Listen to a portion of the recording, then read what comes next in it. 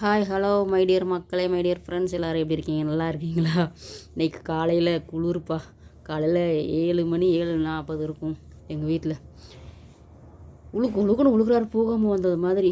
எனக்கு உறக்கம் கண்ணை கட்டுது, குளிருக்கு அதுக்கு நுடைக்கு படுத்து.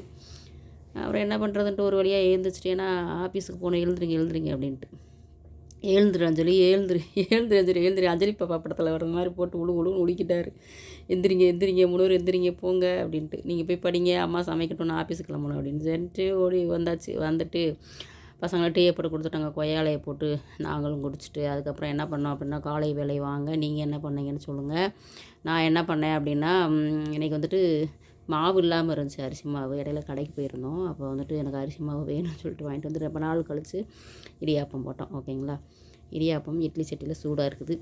வாங்க நீங்களும் சாப்பிட்றதுக்கு என்னோட சேர்ந்து. சாப்பிடாமல் இருந்தீங்கன்னா வாங்க, நான் இப்போ தான் சாப்பிட போகிறேன், சாப்பிட்லாம். ஓகேங்களா? எங்கள் வீட்டில் என் பிள்ளைங்களாம் சாப்பிட்டுட்டு அது விளையாட போயிடுச்சுங்க. எங்கள் வீட்டில் வந்துட்டு அவர் ஆஃபீஸ் போயிட்டார். நான் ஒரு ஆள் தான் இன்னும் சாப்பிடாம இருக்கேன். ஏன்னா நம்ம வேலையெல்லாம் முடிச்சுட்டு தானே சாப்பிட முடியும். அப்படியே அந்த 10 மணி 10:30 ஆகிடும் நம்ம சாப்பிட்றதுக்கு. பாருங்கள், சுட சுட ஆவி பறக்க வச்சாச்சு.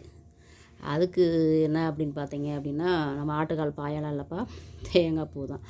தேங்காய் பூ, தேங்காய் பால், கருப்பட்டி. பாருங்கள், அந்த குளிருக்கு அதுக்கும் தேங்காய் துருவி வச்சது அப்படியே எண்ணெய்க்கு ஆட்டுவோம்ல, அப்படியே ஒரு மாதிரி பிசு பிசுன்னு இருக்கும்ல, அந்த மாதிரி ஆயிடுச்சு. அப்படி இருக்குது இந்த குளிர்னால். நாங்கள் வந்து தேங்காய் பால் கொஞ்சம் சுடு தண்ணி வெதுன்னு ஊற்றி தான் ஆட்டி புழிஞ்சோம். அது வந்து கொஞ்சம் டேஸ்ட் வாய்ஸ் கொஞ்சம் ஒரு மாதிரி தான் இருக்கும். ஏன் அப்படின்னு கேட்டிங்கன்னா, சுடு தண்ணி போட்டிருக்கோம்ல, அதனால். ஆட்டி வச்சாச்சு. பசங்க சாப்பிட்டாங்க, எங்கள் வீட்டில் சாப்பிட்டாங்க. 3 பேர் சாப்பிட்டு போயிட்டாங்க. நான் ஒரு ஆள் தான் இருக்கிறேன். நீங்கள் என்னோட சேர்ந்து சாப்பிட்ற ரெடின்னா வாங்க சாப்பிடலாம். ஓகேங்களா? அதோட இன்னும் கொஞ்சம் மீத மாவு வேறு மேய்ந்துருச்சு. இது வந்து கொலக்கட்டை போட்டுக்கலாம் அப்படின்ட்டு வச்சுட்டேன். அப்புறம் பாருங்கள், போட்டு வச்செல்லாம் காலி ஆயிடுச்சு பாருங்கள் ஹாட் பாக்ஸில். அதனால் நான் சூடாக இருக்கட்டும் நாங்கள் வச்சாச்சு. தேவைன்னா நம்ம பாலும் கூட ஊற்றி சாப்பிட்டுக்கலான்ட்டு பாலை வந்து கொஞ்சம் காய்ச்சி வச்சாச்சு. அதுக்கப்புறம் பார்த்திங்கன்னா, நம்ம இட்லி தோசைக்கு போடணும், ரொம்ப நாள் ஆச்சுன்ட்டு அது ஊற போட்டிருக்கிறேன். இப்போ பாருங்கள், பச்சை பயிறு ஊற போட்டிருந்தேன் நைட்டேவும். அதை 2 விசிலுக்கு விட்டு 3 விசிலுக்கு நல்லா வெந்தது மாதிரி ஆயிடுச்சு. நல்லா பல்லு போன பாட்டி கூட சாப்பிட்லாம். இந்த தண்ணியை வந்து வடிச்சிட்டு லஞ்சுக்கு நம்ம கொஞ்சம் பயத்த ரசம் வச்சுக்கலாம் அப்படின்ட்டு அப்படியே இருக்குது. எங்கள் வீட்டில் மதியம் வந்து சாப்பிட்டுக்கிறேன் அப்படின்ட்டு இடியாப்பம் மட்டும் சாப்பிட்டு போயிட்டாங்க. பசங்கள்லாம் வேக வச்ச பசரெல்லாம் சாப்பிட மாட்டாங்க.